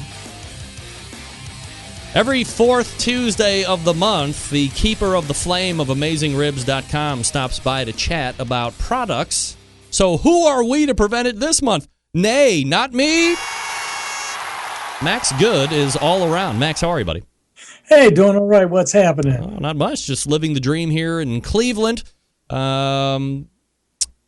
have a couple different products we're going to be talking about here tonight, Max. Let me get your video up here, and looking good as always. I love the shirt. It looks really good. I'm getting a new one soon. Yeah? Oh, you're getting a new shirt? Yes. It's going to be bigger, better, and more fabulous than this. I can't hardly believe that, but I'll take your word for it. What's it? Is it going to be black, or are you going to change up colors, or what? It's going to have a little, like, tiki guy, and it's going to say Max Good under, get a keeper of the flame, he's on fire and all that. Oh. And then on the back, in addition to many other things, it's going to have a flaming dart. Flaming dart? Wow. Coming at you. All right. I like it. Max Good is the keeper of the flame over at AmazingRibs.com. He has a substantial archive of cookers that he has funned around with, evaluated, and or given ranks to. And tonight we're going to be talking about two or three different, we'll be talking about two, and we'll kind of probably tease one, and then we'll get into something that really has nothing to do with cookers altogether, which we'll save for the end. The first one that we wanted to talk about tonight, though, Max, is something called the Red Box Smoker, and I do have pictures of all of the grills we're going to be talking about tonight, too. So go ahead and give me a little heads up on the Red Box Smoker as I... okay. Sorry, I'm completely out of sorts here tonight, Max. We're going to start with the Art Flame tonight because we have either teased it or talked about it to some degree, And it's been in Las Vegas doing food and wine shows. This past weekend, it was in Cincinnati doing the Cincinnati food and wine. It had a lot of exposure here over the last 3-4 weeks. And you have really kind of had a chance to play around with it. And it's a unique cooker, to be sure. Yeah, definitely. It's beautiful. Yeah. So tell me what you know at this point. We don't have to rate it or anything like that, but tell me about the Art Flame as I flash some pictures for the people that aren't familiar. Yeah, people need to see pictures of it because it is very unusual. Right off the bat, you see what we're talking about. It's sort of in Europe and some other areas of the world, they call this plancha-style cooking. It's kind of like cooking on a griddle. But I have had tremendous trouble getting that cook surface to be hot, and I've discussed this with the folks at Art Flame. They tell me that I'm not alone. Oh, that's a great picture. That gives you an idea of how gorgeous this thing is. I mean, it is a centerpiece that is worthy of conversation, to say the least. Yes. There's a beautiful, impractical quality about it as well. I mean, it's if all you did was close your eyes and cook on it, you might say, well, geez, I have other cookers that do so much more than this and are easier to use, but it just is cool, it's just compelling. But my problem was trying to get that cook surface hot. All right. And I finally did it by instead of piling, they always say make a pyramid of wood. Yeah. And just be generous. You see that at first I thought, well, it shouldn't go above the cook surface. And then I thought, that must be my problem. I just need to pile it up like a big cone, like a pyramid of flame coming out of there. I still had trouble. But then when I noticed that the flames were working their way underneath that cooked surface, I started pushing the burning wood around the perimeter, and boom, the temperature went up to 500 degrees. Oh. Then I finally was throwing some meats and mushrooms and stuff on it, and I didn't have friends around me. I was just doing this for myself. But I saw how enjoyable of an experience it would be. Picture yourself almost like griddle fondue. You have shish kebab or shrimp or veggies or, any number of things that could cook on a griddle. And you're with your buddies, you're with a family and all that, and people are just throwing this stuff on and nibbling. Now, some of my friends who have been on my deck and observed it said, oh, this looks dangerous. Oh. What if somebody walks up to it and leans on it or puts their drink on it? But I could tell you, once I got it hot, you would have to be pretty goofy to not know that the thing is hot. I imagine that could happen with certain times and places and people, but I think for the most part, you would know that thing is hot, and you're not going to stick your elbow on it. And that's going to go for any grill, whether it's a kettle-style grill or a gas grill. It might not look like it's on. Are you just going to walk over and put your hand or elbow on a grill just because you think it might not be on or not? You make a good point, but I also do understand it kind of looks like a table, Yeah. But when it is hot, you don't have to get too close to it to feel that. So the guys that make it tell me that they haven't had any complaints about that. As you point out, any hot grill or smoker, somebody who is not paying attention might get hurt. So with it. As you look down in this picture, and for the people that are just on the audio side, I apologize. You'll have to go get the video at some point so you can see what we're talking about if you know what it looks like. Here, it looks like the fire is well underneath that inner lip. It's kind of dispersed. So when you are building that initial fire, would you say that maybe having a heaping charcoal chimney of coals all lit up, ready to go, spread down, and then maybe a couple sticks underneath it to keep it below that surface is a better way than building that bonfire then? I'm really not, I don't have it down yet. I just finally had success at getting it hot, and I'm seasoning the thing now. You have to season it pretty much like a cast iron implement. Yeah. So I'm only halfway on that. And I told the guys when they sent it to me, oh man, Greg, I got so much stuff going on right now that I told them that I'm going to do this on my periphery. But it is compelling. There's something about it that draws me to it. And I do think that obviously it is working. I can't give you the lowdown on exactly how to use it yet. I'm still learning it. Is that a way you're going to try to fire it up? I mean, to me, if you were experiencing great temperature finally after the fire was below the lip, you would probably want to, maybe keep a small stick fire going or build that coal bed first and then, drop some sticks out there to get those wood embers going, almost like an open air offset cooker to a certain degree. I don't know that I can't quite draw that correlation to it, but the guys have threw out a couple different scenarios of fire strategies. One involved putting a ring of coal underneath the cooked surface while you built up the wood fire in the middle. I have asked them to get a little more definitive here. And they tell me that as they've had similar complaints or questions about this implement, that they are in the process of making some how-to videos. But the way I got it hot was I built up a pyramid of wood and got it going and then pushed it underneath that cooked surface and then put more into the middle to keep feeding the perimeter, basically. And once I did that, it was hot. How much is this thing? Well, it's about $2,000. Yeah. So, you want to, if you're going to get it, you want to kind of make sure that you can use it fairly quickly with fairly low ramp up. Usually the expectation is this amount of money, probably shouldn't have a lot of labor involved with it, right? Yeah, it also is very, very, very, very, very heavy.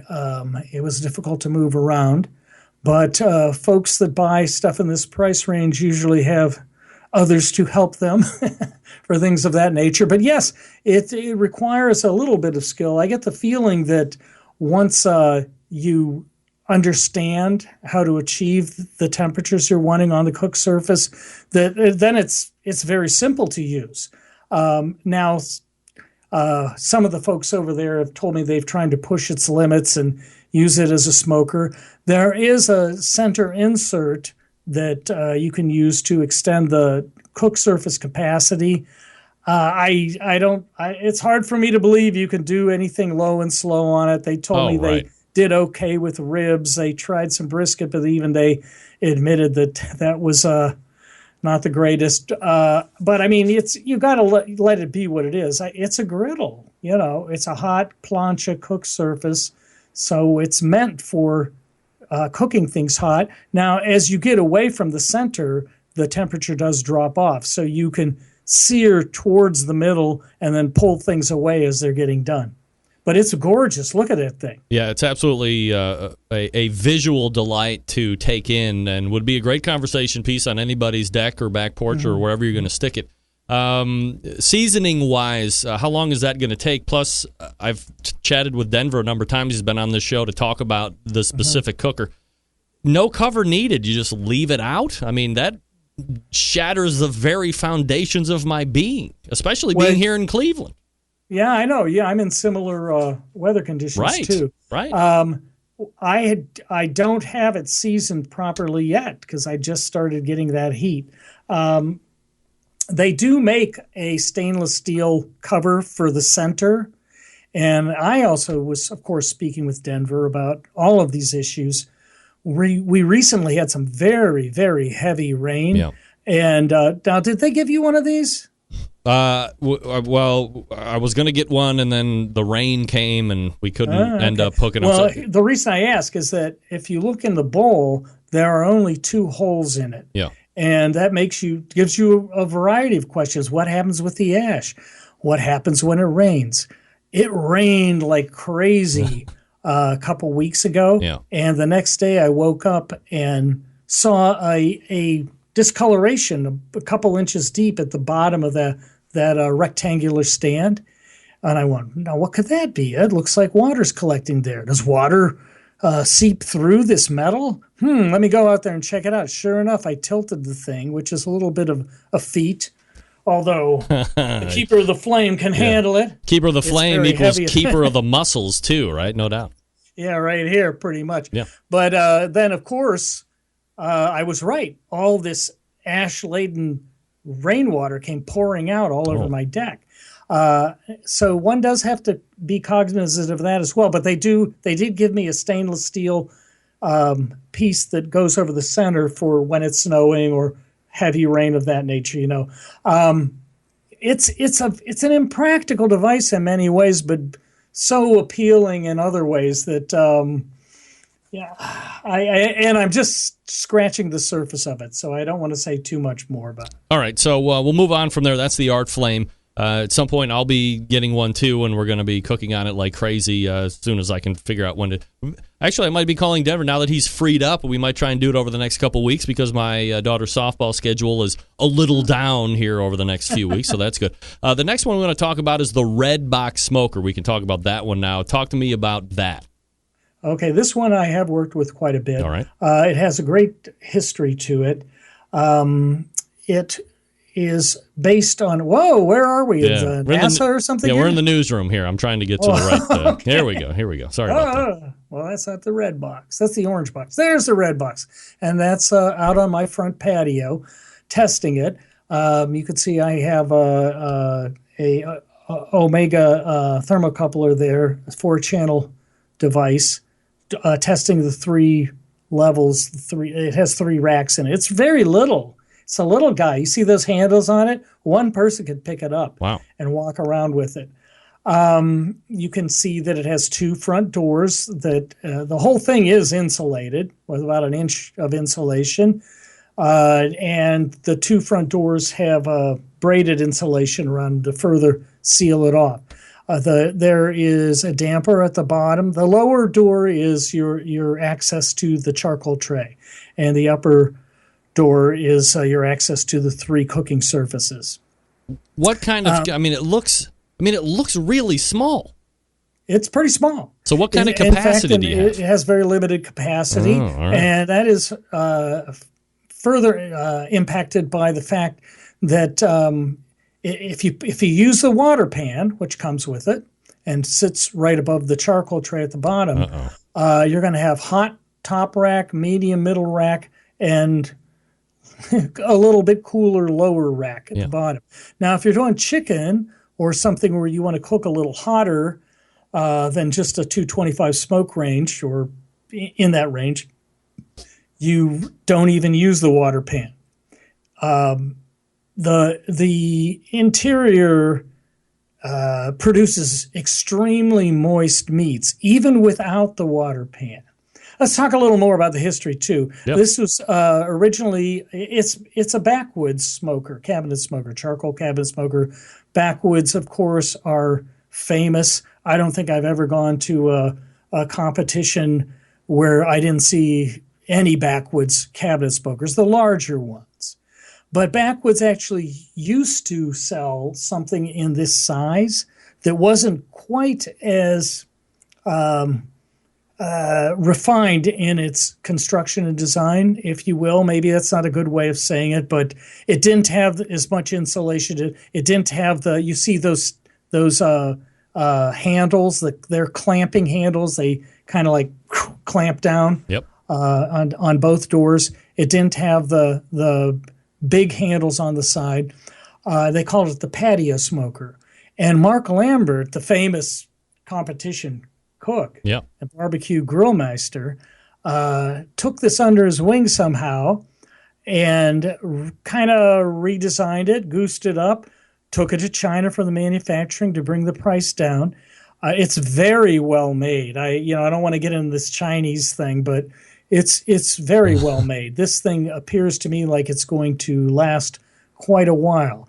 Another asset for it is that it is very well insulated. So somebody that's in a cooking in an area where it's cold and they have problems holding temperatures, this could be something you'd like to do. The downside, and I've talked to Mark Lambert about this, is one, as you know, Greg, you may recall, one of the things I always do is I cook chicken wings that check out evenness. Yeah. I felt like that might not have as much of an impact on this one, but hey, I do it anyway. It's part of my habit.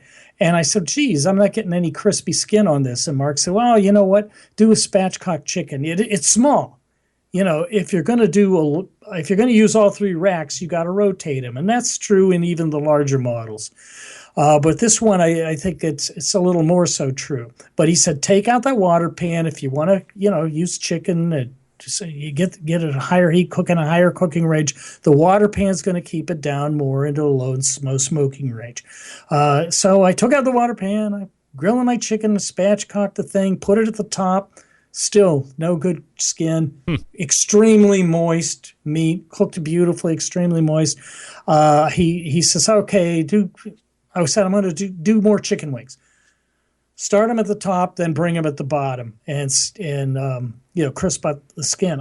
I still couldn't get it crispy. Now, we know who he is. He's telling me this can be done, and I gotta believe it. He's telling me the competition guys are buying these because, they're about $400, and he says that competition teams are buying a couple of them and setting one up for this and one up for that, and using them like these little dedicated cooking devices. And they love the insulated environment. They love the moisture. Now, I'm no Mark Lambert. I cook on a lot of different stuff, but I don't have his credentials. I'm sure that with some effort, I could get this to crisp up skin. But it was a little frustrating, and that's my complaint about it. Now, another interesting feature is that this burns charcoal so clean, I can't hardly believe it. I like some smoke flavor, and I didn't use I didn't just start the smoke, with ashed over coal. For low and slow, I used one of Mark's methods, which is very easy to do, where you put a half a tray of unlit coal and dump half a chimney of lit coal on top of it. So there was unlit coal igniting and creating smoke, but man, I didn't taste hardly any smoke. And then I threw wood in subsequent tests, and it was still very, very light smoke. So that's good in the fact that it burns very clean, but be forewarned, you might want to throw a lot of wood in it. All right, so you can get that at ssomd.com/red-box-smoker for about $400 or so. And, of course, time has evaporated. We're out of time for the segment. So Max has got to come back next month. We'll talk about maybe a little follow-up on the Art Flame, if you've done that. Maybe the American Muscle Grill a little bit. Back. Yeah. And maybe we'll talk about the Bahamas Meathead in Paradise situation, but only if we get through the equipment first, because that's paramount to our segment each and every month. All right, my brother. All right, thanks so much for coming on, Max, and we'll see you at AmazingRibs.com. Always my pleasure. All right, there he is. Max Good. Look at this guy, Keeper of the Flame, the most heavily trafficked barbecue and grilling website out there in the inner space webs, the interwebs space. Perfect. All right, I'm going to talk to you about Pit Barrel Cooker. We all know the winner of the contest last week. If you're pulling a trigger on a new smoker, it can be nerve-wracking, right? Temperature control, fire management, what woods to use and buy. Who needs the hassle? I strongly suggest a Pit Barrel Cooker. The Pit Barrel Cooker makes cooking simple and fun, and it just might be the most unique, versatile cooker on the market today. Imagine a single cooker that turns out great traditional barbecue meats like brisket, pork, shoulder, and ribs, while also being able to ramp up temperature to do those burgers, chicken wings, and hot dogs. The versatility is all thanks to a revolutionary design that goes beyond traditional convection called the hook and hang method. It's like a stationary rotisserie, providing great-tasting, perfectly cooked meats each and every time. The Pit Barrel is a fabulous cooking vessel. It's aesthetically sexy. It's built to withstand heat and weather thanks to its porcelain enamel finish. It can fit in the back of most vans, trucks, and SUVs. It's ready to go wherever you are. They got all the accessories, the removable ash pan, pit grips, turkey hangers, all that good stuff. And the best part is it's $299, and that includes free shipping. What? Don't take my word for it. Everybody's raving about it, including Max Good and Meathead Goldwyn from AmazingRibs.com. Now, let me talk to you about the new stuff. They've gotten away from the old shaker bottles and 5-pound bags. What you see in front of you now are the new non-letting in of light bags, right? You got a 5-ounce bag. You got 2.5-pound bag. Some people don't like the fact that you got to ramp up from like a 4.5 or a 5-ounce option to a 5-pound option. They want something in between. They listen to their customers, and they've decided that they'll go with the 2.5-pound. That's the bigger one that you see right there. Same flavors, all the same recipes, all that great stuff. But now you get a little more for the money. You have a smaller, bigger option in the 2.5-pound bag. And so easy to stack, right? You don't have to worry about taking space in the spice rack anymore. These things will lay down and stack wherever you want to put them. And again, no light getting let in, so the freshness stays. You can get them over at pitbarrelcooker.com, where you can also talk to real human beings. 502-228-1222.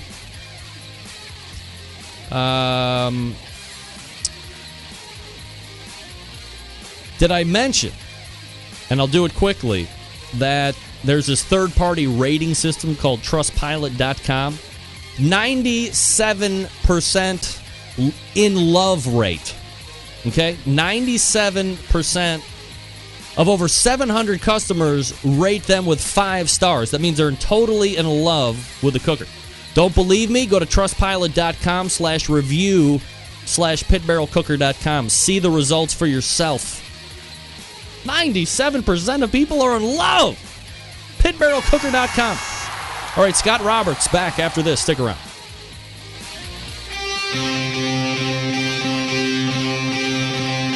Get in the smoke. Call 877-448-0433 to get on the air. Now, here's your host, Greg Rempe.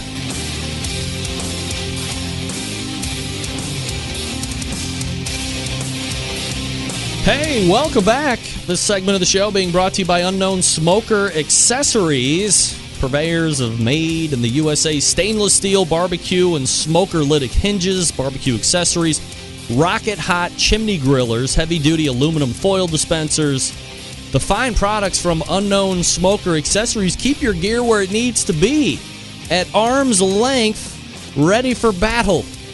Visit unknownbbq.com/shop today. That's unknownbbq.com/shop today, and use promo code REMPE for 10% off your entire... Wait, it's 15% off now, I think it is. REMPE, REMPE, for 15% off your entire order. All right, thanks to Jason Whitcomb and the good folks over at Unknown Smoker Accessories.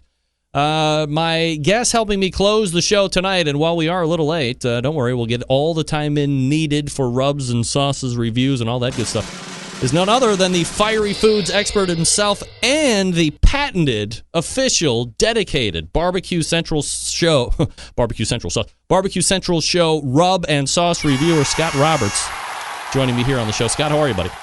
Doing great. How you doing, Greg? Absolutely fabulous, Scott. Appreciate you making time for the show, as always. And we do have a list of stuff that we're going to get to tonight. But hold on a second here, Scott. Let's go ahead and do something a little fun. This is something we don't usually get to do, and I'm going to put this right up in front. Actually, I'm going to make my own separate screen here. We've talked on any number of occasions, Scott, when you've said, hey, when I like, hey, what's the big deal out there right now in regards to peppers, and what happens to you when a person decides they want to eat it and all this stuff? Well, it just so happens we have visual of what happens when two probably girls that would get me arrested decide to eat the world's hottest pepper. And for your listening and watching enjoyment, what Scott has dictated to us many times, you will now see with your very eyes. And today we're going to be eating the Carolina Reaper pepper. These are the world's hottest pepper. Now, Scott, let me break in. Is that is it still the world's hottest pepper? It still is, yes. All right, so although people are trying to breed them and make hybrids to make hotter and hotter ones, but yeah, this still holds the record. What they're about to do is radically insane, correct? I would not advise I would not advise anyone to do it at all. So what they're doing is pure stupidity. Pure stupidity. Yes. It probably goes without saying that while the bras are the coolest thing on these girls, the brains are probably lacking. I would, yes. Whatever we can do for attention on the YouTubes, we're going to do it at any and all costs. So here they go.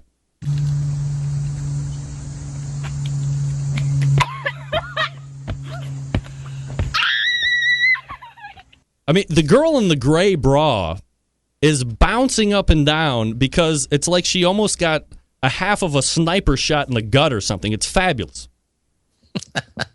It depends on how you look at it. Some people will see this as entertainment. Others are like, come on. Let's just chili peppers are food. But yeah, I think in this case, you can see why this particular video got so many views. Oh, I mean, it's absolutely. Of course, it froze up for me, so we're not going to be able to see the rest of it. But in the end, what happens is these girls, that girl with the brown hair is like trapped in bed, and her mom's like, "Oh, this is terrible, and we're never going to do." It seems like a horrible ordeal to a lot of people. When I do something like that, yeah, I will get stomach cramping probably 10 to 15 minutes after I chew it up. You know, my mouth, my throat, they're still kind of on fire. The burn is going away a little bit. But as I've said many times on your show, an hour, 90 minutes into it, you're going to start to feel it come out the other end. Yeah. You start getting that burn. And you're an expert. You're well versed in the hot stuff. I mean, these two broads are just throwing that stuff in their mouth like it's a bomb pop. And literally, it's exploding into their mouths to the tune of them screaming and yelling because they can't mutter anything else other than just the very primitive sounds of, like, screaming for death.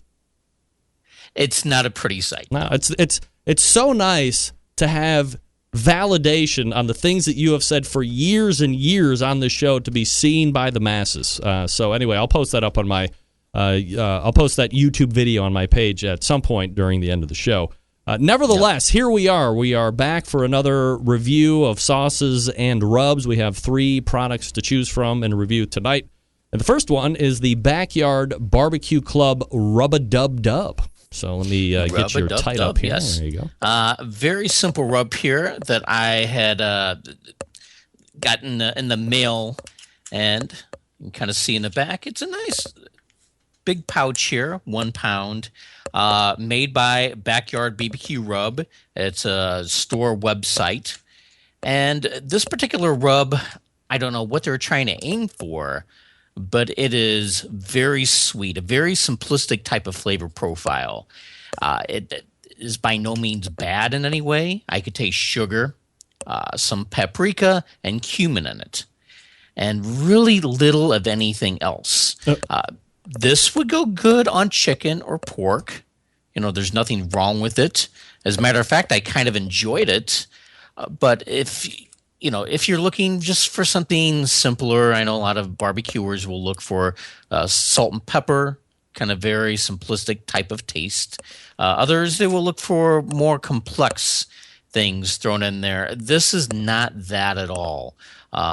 If you're looking for saltiness, if you're looking for just a world of herbs and spices, you're going to have to kind of mix in other things with it. But this, as it is, and its very simplistic form, is not too bad. All right, where can you get it? How much is it, and how much do you get of it? Okay, it's a rather long URL, the Backyard BBQ Club. Let me go ahead and read it here. It is backyard-bbq-club.myshopify.com. So Greg and I could throw up the links if you're listening to this on podcast form, whatever. The 1 pound bag, it's actually very good value for $10 plus shipping. And of course, I say value. It's kind of a relative term. It's not the greatest thing I've ever tasted.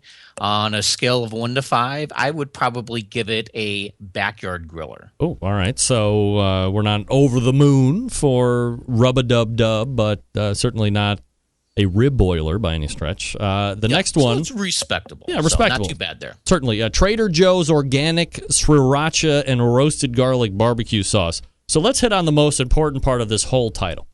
How do we say the word Sriracha? Because I hear it Sriracha, and I hear it when people really want to take it over the top, like when Americans want to say Italian words in that Italian accent, like Giada De Laurentiis. So I hear, Sriracha, I hear Sriracha, I hear Sriracha. What's the proper way to say it? I heard it from the horse's mouth, right. From David Tran, owner of Haifong Foods. He says Sriracha. Sriracha, like Sriracha. Sriracha. So that first R is kind of silent. All right. Very good. Now we know how to say it, and I can start correcting people on the show at will. Looking forward to that, I might add, because I know some people that say Sriracha. Yeah, also correct them on the mispronunciation of Chipotle, too. That drives me nuts. What is it? Chipotle. Some people say Chipotle, which is like, oh, come on. I thought it was I thought it was really Chipotle. Nope. No. Chipotle. All right. It's the L-E at the end. But anyway, we're not playing grammar tonight. We're maybe we are. So anyway, this sauce is Trader Joe's organic Sriracha. My bottle got a little wet here. And roasted garlic BBQ sauce. Of course, Sriracha is the big thing in the hot sauce world nowadays. Yep. You'll find it everywhere. I could not really taste any Sriracha in this. That doesn't mean that it's not hot. It's plenty hot. But it has a very strong ketchup-y and oniony type flavor to it. As a matter of fact, it's really good as a sweet barbecue sauce. It's got that a garlicky, oniony kind of complexity on the front end, some sweet on the back end, and it's really, really good, and it goes well with a number of things. But if you're looking for something that's like Sriracha sauce, that strong, really pungent type of hit of pepper on the front end, you're just not going to find it with this. I don't know how much Sriracha was kind of used. I know a lot of food manufacturers, they can kind of get away with using certain things. They can claim that, such and such pepper is in this product, but it, maybe less than 1%. But anyway, just as a product, I would have to say that it does remarkably well. Would you say that instead of the Sriracha, that it's more of a sambal situation? It's not even sambal. It is, for all I know, it could just have, as a matter of fact, I didn't see what kind of chili peppers were in here. It could just have like a generic red jalapeno, which is in Sriracha sauce along with garlic, and just kind of add those to a regular sweet ketchup-y barbecue sauce, and boom, there you have it. There's nothing Sriracha-like that sticks out. You're not going to taste it and think, oh, this is just like the Rooster sauce. Gotcha. All right, so where can you get it? How much is it, and how much are you getting of it? Okay, you can find it, I assume, at just about any Trader Joe's location nationwide. Their website is traderjoes.com. A bargain at $2.99 for a 19.5-ounce bottle. And you got to pay shipping too? On the website, you'd have to pay shipping, but if there's a Trader Joe's location nearby, just go by there, pick it up. Great, great deal. And as far as my rating go, this would have to be a top 10 call. Oh, wow. All right. So Trader Joe's, in your opinion, very quickly, kind of the devil or good store? Good store. I am completely not into the natural, organic, non-GMO stuff. To me, that's all bull crap. But they do have some really unique food items, and I like to go in there every now and then, just kind of see what they have. All right, last item up is the Born to Hula Imperial Apple Barbecue Sauce. So anything that has apple in it, I'm very interested in. Because I like apple, but I don't like fake, and I know you don't like fake, but I don't think I would like apple saucy texture. So what do we know?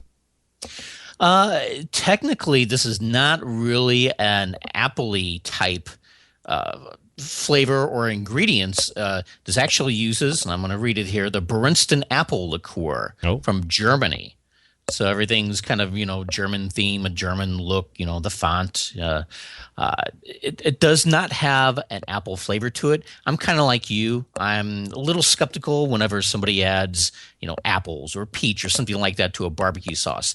They better do it pretty damn well to impress me. Otherwise, they could easily ruin it. But this, it's just not a generic fruit flavor, but it adds a little bit of sweetness. You can kind of tell it's fruity, but it does not dominate.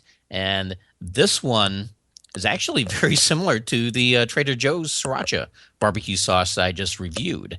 It does have that kind of dominant garlicky, oniony type flavor, a really rich sweetness on the back end, but this has more smokiness to it.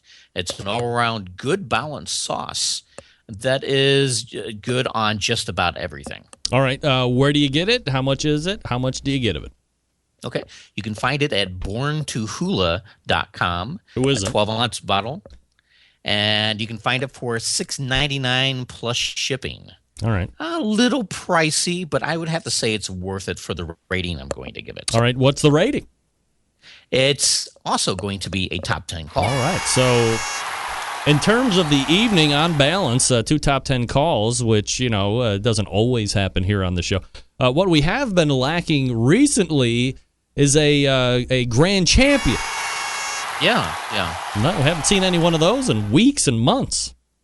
It's definitely been months. Yeah, I've been kind of looking out for the great new barbecue flavor enhancer of 2016. I just haven't found it. And just for the listeners, I've been kind of emailing Greg back and forth, trying to get a comprehensive list of all the products I've ever rated on his show, elsewhere. And I'm trying to really compile a list of everything that I've ever reviewed before. And I want this to be massive, comprehensive. And I was just kind of looking at it, and I was thinking, there just haven't been just that really incredible, superb product from this year that's jumped out from the barbecue world. Hot sauce world, there have been a few things this year. But barbecue, it's been good, respectable, but nothing great. All right. Well, I am working on that list, and it's going to be a lot of audio links because, I wasn't very fortuitous in the beginning of copying the links or your sheets that you give me for sauce to kind of lead the conversation and then putting them in the post-show notes, which I've started doing, but, well more the former than the latter, unfortunately. But we'll get that done for you so you have that complete list to scatter out to everybody. Backyard Barbecue Club RubaDubDub, Trader Joe's Organic Sriracha and Roasted Garlic Barbecue Sauce, and Born to Hula Imperial Apple Barbecue Sauce will be in the show notes when the show posts at 11:55 tonight. Scott, always appreciate the time, man. Thanks for coming on. All right. Thank you, Greg. You got it. There he is. Scott Roberts from ScottRobertsWeb.com. That guy's a pro. Can you imagine the list just from the show that we're going to have when we actually get that all compiled? Plus, there's probably a whole bunch of other stuff that he does that has nothing to do with me. I know, believe it or not. All right, let me talk to you quickly about Butcher's Barbecue. Holy moly, folks. If you haven't been over to Butcher's Barbecue in a while, you're missing out. That's the bottom line. You go to butcherbbq.com, that's butcherbbq.com, and get the ball rolling. We all know Butcher's well known for the injections. The pork, the beef, the prime injection, the bird boosters. That prime injection has combined all things loved from their beef injection, using its award-winning flavor enhancer, its ability to keep your brisket juicy. They've combined it with what has become the competition standard in beef flavor. Available for sale right now at butcherbbq.com. Now, if you're looking for the go-to rubs, they got them. They got the new rubs, the pecan, the chipotle, whatever Scott told me to say. I forgot what Scott said. The cherry rub, and, of course, the private seasoning blend. We broke out me and the neighbor Desmond broke out the Butcher's Private. We broke out Butcher's Privates, and it was tasty.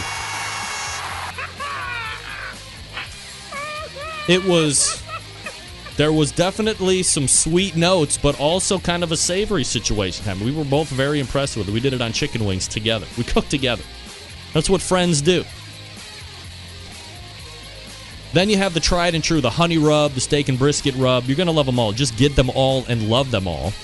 You have the grilling oils, which I continue to use awesomely and oftenly. The butter flavor, my favorite, of course. It's pretty much become one of the staples in the pantry. It carries well out to the grill because, of course, as we had talked to David before, It's shelf stable. You don't need to have refrigeration, so it's always out there. It's front of the eyes. You can use it all the time.